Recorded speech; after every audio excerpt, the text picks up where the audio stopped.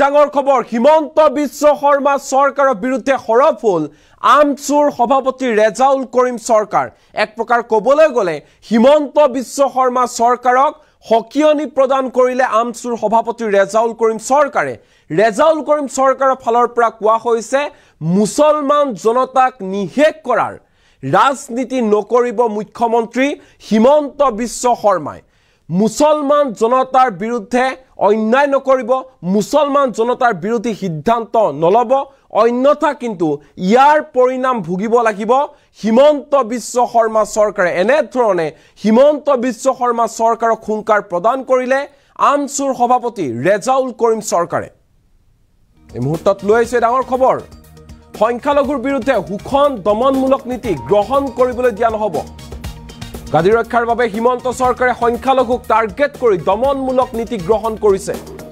এই মন্তব্য ৰেজাউল কৰিম চৰকাৰৰ সংখ্যালঘুক সদায় অন্যায় আৰু অত্যাচাৰ কৰি অহা হৈছে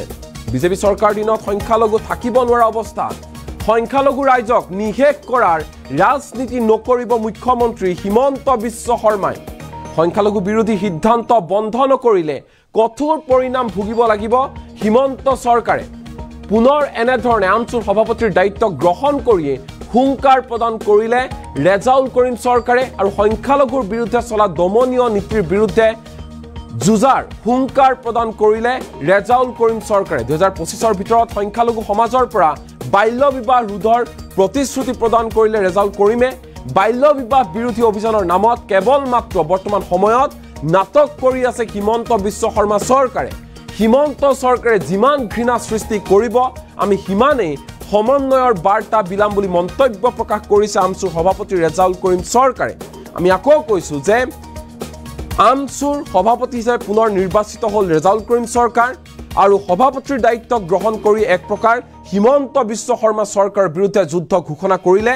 আমচুৰ সভাপতি ৰেজাউল কৰিম চৰকাৰে ৰেজাউল কৰিম চৰকাৰৰ ফালৰ পৰা কোৱা হৈছে যে মুছলমান জনতাক নিষেধ কৰাৰ ৰাজনীতি নকৰিব মুখ্যমন্ত্ৰী হিমন্ত বিশ্ব শৰ্মাই আৰু মুছলমান বিৰোধী সিদ্ধান্ত বন্ধ নকৰিলে কঠোৰ পৰিণাম ভুগিব লাগিব হিমন্ত বিশ্ব শৰ্মা চৰকাৰে হুংকাৰ প্ৰদান কৰিলে আমচুৰ সভাপতি ৰেজাউল কৰিম চৰকাৰে কেৱল ইমানেই নহয় ৰেজাউল কৰিম চৰকাৰৰ ফালৰ পৰা কোৱা হৈছে সংখ্যালঘুৰ বিৰুদ্ধে চলা দমনীয় নীতিৰ বিৰুদ্ধে আমি যুঁজি যাম চৰকাৰৰ বিৰুদ্ধে আমি পিছ হুহুকি নাহো আৰু 2025ৰ ভিতৰত সংখ্যালঘু সমাজৰ পৰা বাল্য বিবাহ একেবাৰে শেষ কৰি দিয়া হ'ব বুলিও প্ৰতিশ্ৰুতি প্ৰদান কৰিলে ৰেজাউল কৰিম চৰকাৰে সমান্তৰালকৈ বৰ্তমান সময়ত ৰাজ্যত যি বাল্য বিবাহ বিৰোধী অভিযান চলি আছে অবৈধ স্বামীক বিচাৰি দিনৰাতি অভিযান চলাই আছে আৰক্ষীয়ে তাক লৈ ৰেজাউল কৰিম চৰকাৰৰ অভিযোগ যে বাল্য বিবাহ ৰোধৰ ক্ষেত্ৰত কেৱল মাত্ৰ নাটক কৰি আছে হিমন্ত বিশ্ব শৰ্মা চৰকাৰে এই মুহূৰ্তত ৰেজাউল কৰিম চৰকাৰৰ মন্তব্য আমাৰ লগত আছে কি কৈছে বহন কৰিছে যেহেতু মই দুটা টাৰ্মছ কাম কৰিছো আৰু ৰাইজে এটা আস্থা ৰাখিছে গতিকে এই আস্থাৰ আগত ৰাখি যাতে মই সংখ্যালঘু ৰাইজৰ যিখিনি আৰ্থ সামাজিক ৰাজনৈতিক আৰু শৈক্ষিক সমস্যা আছে এই সমস্যাখিনি যাতে সজৰে দাবী উত্থাপন কৰি চৰকাৰৰ পৰা এইখিনি অধিকাৰ কাঢ়ি আনি সংখ্যালঘু ৰাইজক ন্যায় আৰু ন্যায্যতা দিব পাৰোঁ তাৰ কাৰণে মই নিশ্চিতভাৱে কাম কৰি যাম আমচুৰ নতুন সমিতিয়ে কাম কৰি যাব আৰু অসমৰ আপোনালোকে জানে যে অসমৰ নিপীড়িত সংখ্যালঘু ৰাইজৰ ডি ভোটাৰৰ সমস্যা ডি ভোটাৰত আজি মানুহক ডিটেনশ্যন কেম্পত যধে মধে প্ৰেৰণ কৰা আৰম্ভ কৰিছে আজি সংখ্যালঘু ৰাইজৰ উচ্ছেদৰ পৰা আৰম্ভ কৰি আজি গৰাখহনীয়া আজি বহু সমস্যা আছে আজি শৈক্ষিক সমস্যা আছে আজি বাল্য বিবাহৰ সমস্যা আছে আজি আমাৰ ড্ৰাগছে আমাৰ সমাজখন কঙা কৰিছে গতিকে এই সকলোৰে ওপৰত আমি কাম কৰিম আৰু কাম কৰি আমি আমাৰ সমাজখন কেনেকৈ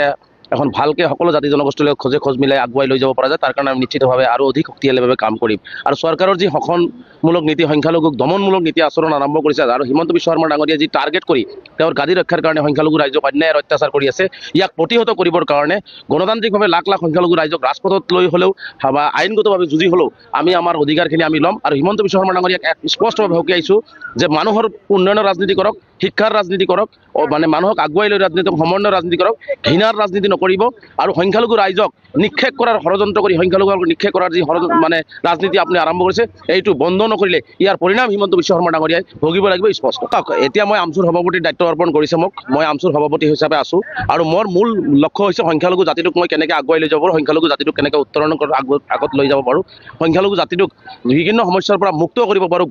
যি চৰকাৰৰ যি দমন নীতিৰ পৰা কেনেকৈ উদ্ধাৰ কৰিব পাৰোঁ, এইটোৱে মোৰ লক্ষ্য। আৰু সংখ্যালঘু সমাজৰ ছাত্ৰ ছাত্ৰীসকলক কেনেকৈ শৈক্ষিক দিশত আগুৱাই লৈ গৈ যাতে তেওঁলোকৰ অধিকাৰখিনি নিজে আনিব পাৰে তাৰ কাৰণে কেনেকৈ আগবঢ়াই যাব লাগে, ড্ৰাগছ মুক্ত এখন সমাজ কেনেকৈ কৰিব লাগে, ইয়াৰ ওপৰত মই চিন্তা কৰি আছোঁ। বাকী চিন্তা কাৰণে সময়ে সিদ্ধান্ত নিশ্চিতভাৱে বাল্য বিবাহ 2025 চনৰ ভিতৰত আমচুৰ অংগীকাৰবদ্ধ হৈছে। 2025 ভিতৰত আমি বাল্য বিবাহ সংখ্যালঘু সমাজৰ পৰা নোহোৱা কৰি দিম। আমি বিচাৰিছোঁ ড্ৰাগছ মুক্ত এখন সমাজ কৰিব লাগে। চৰকাৰ প্ৰশাসন পুলিচে ড্ৰাগছ মুক্ত সমাজ কৰিব পৰা নাই তেওঁলোকে, আৰু ড্ৰাগছ ব্যৱসায়ীসকলক ড্ৰাগছ সেৱনকাৰীসকলক তেওঁলোকক এনেকুৱা লাগিছে যে ৰক্ষণাবেক্ষণ দিহে আছে। গতিকে চৰকাৰে দেখাই আছে ড্ৰাগছ আমি ধৰি আছোঁ, কিন্তু চৰকাৰৰ বিফলতাৰ কাৰণে আজি গায়েব হৈ আজি যুৱ প্ৰজন্ম ধ্বংসৰ পথত গতি কৰিছে। গতিকে মুখ্যমন্ত্ৰী ডাঙৰীয়াক কৈছোঁ, কথাৰে নহয় কামেৰে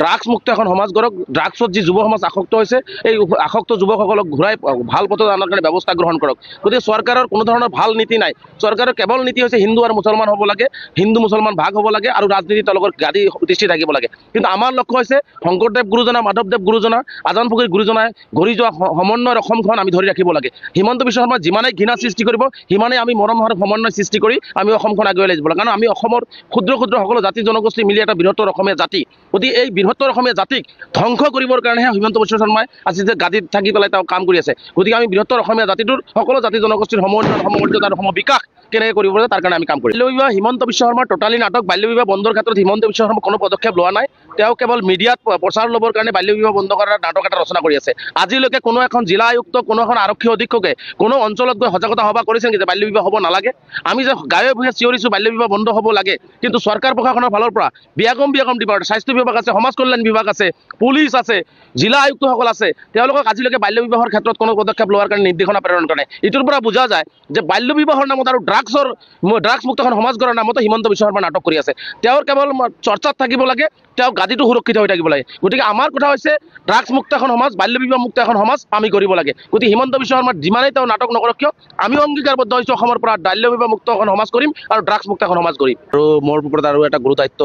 বহন কৰিছে গতিকে মই 2টা টাৰ্মছ কাম কৰিছোঁ আৰু ৰাইজে এটা আস্থা ৰাখিছে। গতিকে এই আস্থাৰ আগত ৰাখি যাতে মই সংখ্যালঘু ৰাইজৰ যিখিনি আৰ্থ সামাজিক ৰাজনৈতিক আৰু শৈক্ষিক সমস্যা আছে, এই সমস্যাখিনি যাতে সজোৰে দাবী উত্থাপন কৰি চৰকাৰৰ পৰা এইখিনি অধিকাৰ কাঢ়ি আনি সংখ্যালঘু ৰাইজক ন্যায় আৰু ন্যায্যতা দিব পাৰোঁ, তাৰ কাৰণে মই নিশ্চিতভাৱে কাম কৰি যাম। আমচুৰ নতুন সমিতিয়ে কাম